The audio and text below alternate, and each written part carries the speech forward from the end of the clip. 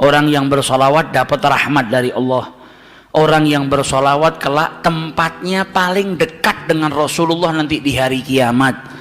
Orang yang banyak bersolawat akan mendapatkan syafaat daripada Rasulullah Sallallahu Alaihi Wasallam. Orang yang memperbanyak solawat, hajat-hajatnya dikabulkan. Kalau kesusahan, diberikan jalan keluar sama Allah. Berkatnya solawat.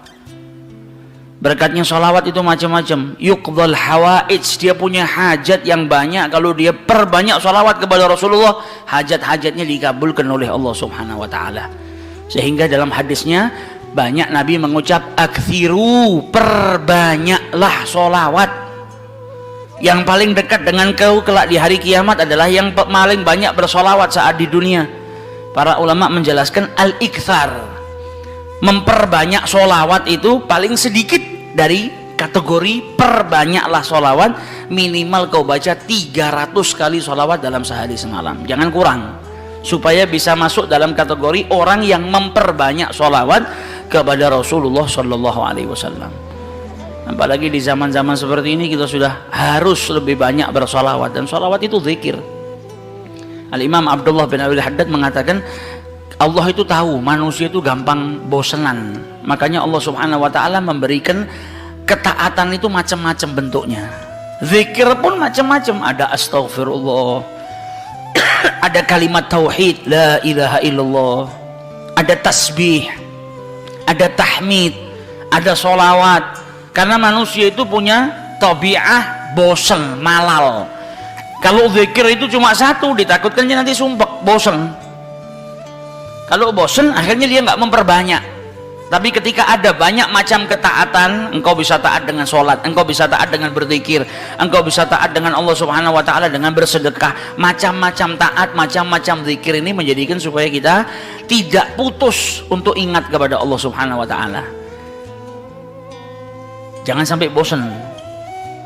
Pada dasarnya manusia itu cepat bosan, tapi bukan berarti terus saya bosan dengan istighfar, saya tak ganti ini. Jangan gantinya kita karena bosan, tapi diselang-seling supaya kebosanan tadi tidak timbul. Nah, salah satu yang harus kita perbanyak nanti di bulan Rabiul Awal, bahkan di hari-hari lainnya kalau bisa, yaitu sholawat kepada Rasulullah Sallallahu Alaihi Wasallam. Khususnya di zaman fitnah seperti ini, kita butuh banyak sholawat supaya dapat rahmat dari Allah Subhanahu Wa Taala, supaya kita diberi keselamatan oleh Allah Subhanahu Wa Taala, dan manfaatnya sholawat banyak sekali. Sehingga diceritakan dulu ada satu orang punya utang 500 dinar. Dia punya utang banyak sama orang, kemudian datang waktunya semua pada nagih, maka dia kebingungan, nggak punya uang.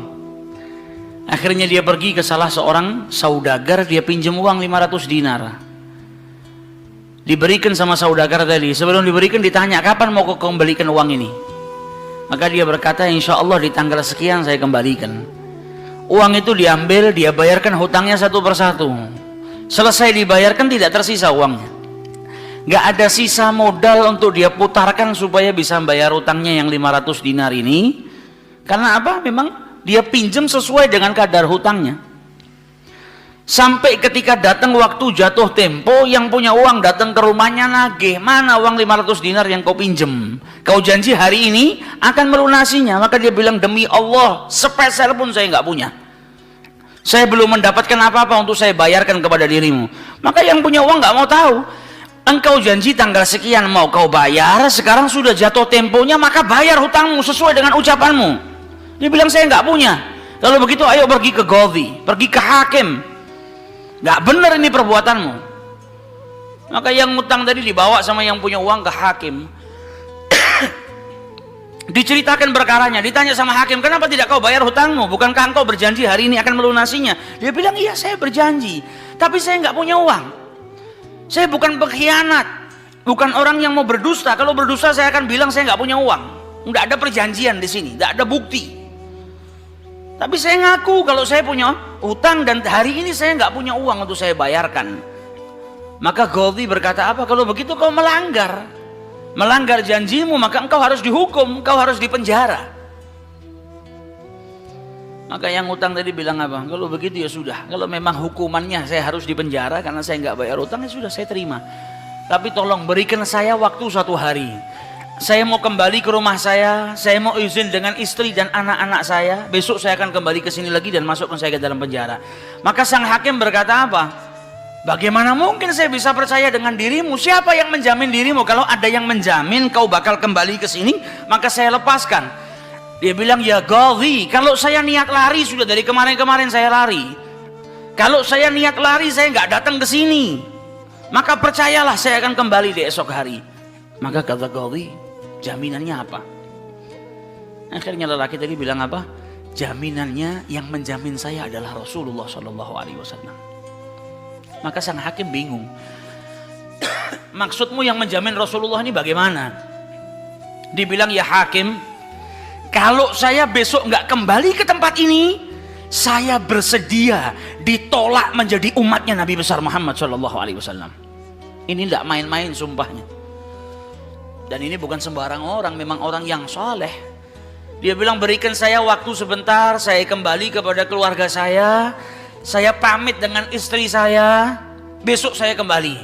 Saya bersumpah dan saya siap dikeluarkan dari umatnya Rasulullah, nggak dianggap sama Rasulullah kalau sampai saya berdusta. Maka si hakim tadi mendengar sumpahnya seperti ini, akhirnya dipercaya kalau begitu kembalilah. Maka dia kembali ke rumah, dia ceritakan kepada istrinya, dia minta izin sama istrinya, suamimu ini mungkin besok di penjara karena nggak bisa bayar utang.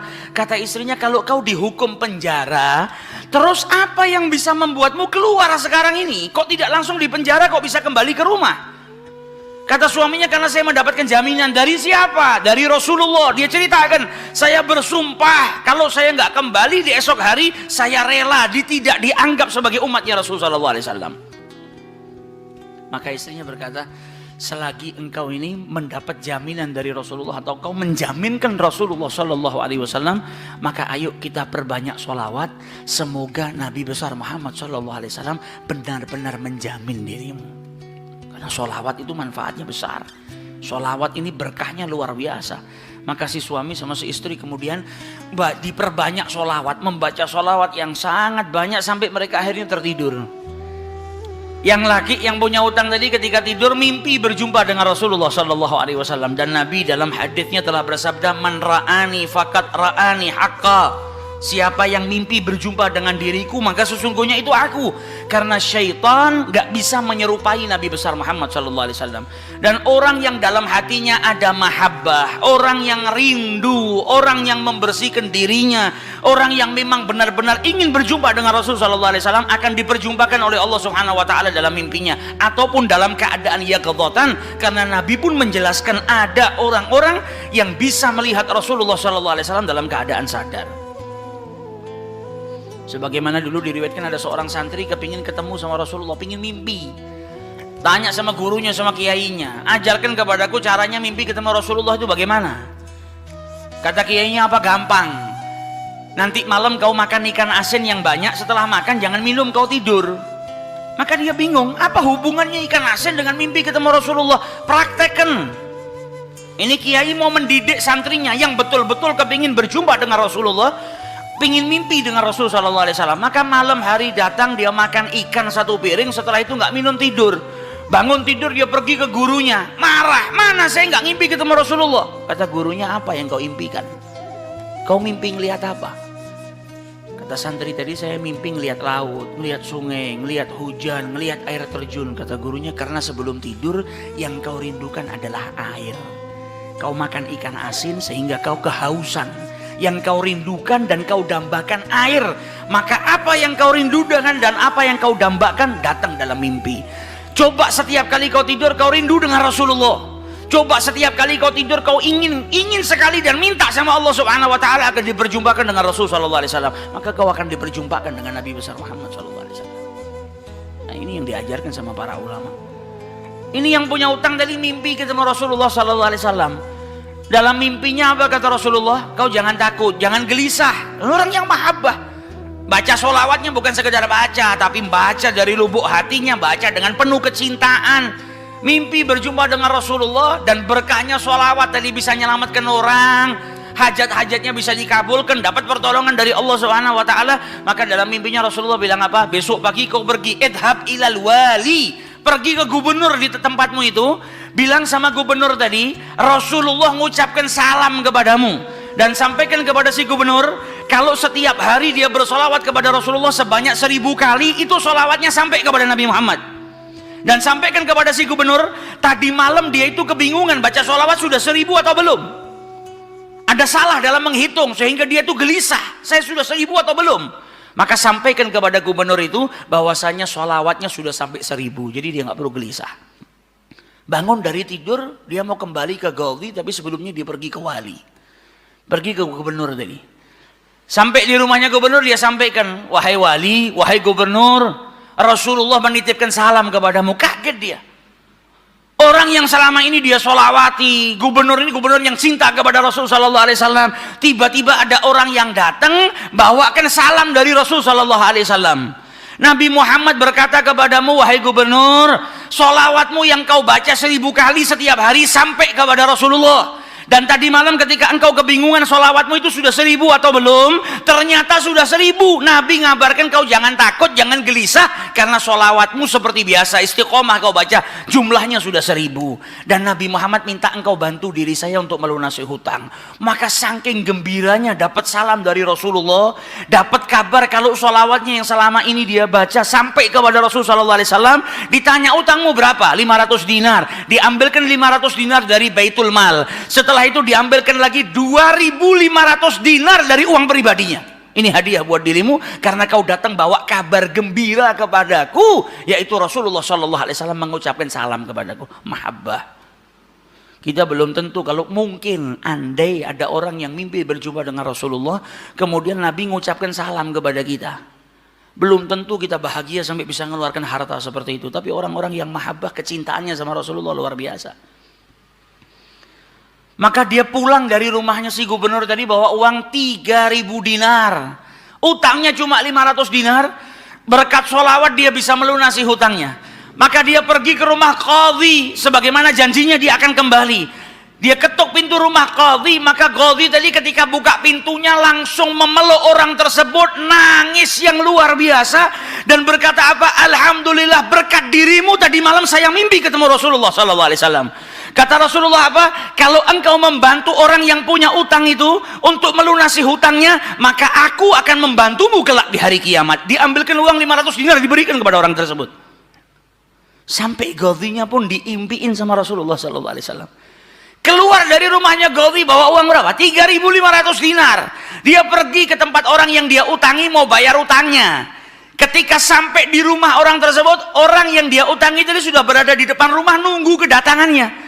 Ketika ini yang punya utang datang, langsung dipeluk, dicium, sambil menangis mengucapkan terima kasih, berkat dirimu tadi malam saya mimpi ketemu Rasulullah. Kata Rasulullah, kalau kau bebaskan utangnya fulan, kelak kau akan aku bantu, aku berikan syafaat kepadamu di hari kiamat. Utangmu jangan dibayar, dan ini ada hadiah untukmu 500 dinar. Berangkat dari rumah punya utang 500 dinar. Berkat mimpi berjumpa dengan Rasulullah, utangnya terlunaskan dan ada tambahan 4000 dinar. Berkat apa? Berkat sholawat yang dibaca kepada Rasulullah Sallallahu Alaihi Wasallam. Jadi kita kalau baca sholawat ini bukan hanya berkahnya nanti di akhirat, bukan hanya nanti kita dapat syafaatnya Nabi, bukan hanya nanti kita dapat tempat yang dekat dengan Rasul Sallallahu Alaihi Wasallam. Bahkan di dunia kalau kita ada situasi yang tidak menyenangkan, ada masalah, ada apapun, semuanya bisa hilang berkah daripada sholawatnya yang kita baca kepada Rasulullah Sallallahu Alaihi Wasallam. Karena satu sholawat dibalas dengan 10 rahmat. Satu rahmatnya Allah, kita punya masalah sebesar apapun bisa hilang kalau kita mendapatkan satu rahmat dari Allah Subhanahu Wa Taala. Sedangkan orang yang bersholawat kepada Rasulullah Sallallahu Alaihi Wasallam, maka dia mendapatkan 10 rahmat daripada Allah Subhanahu Wa Taala.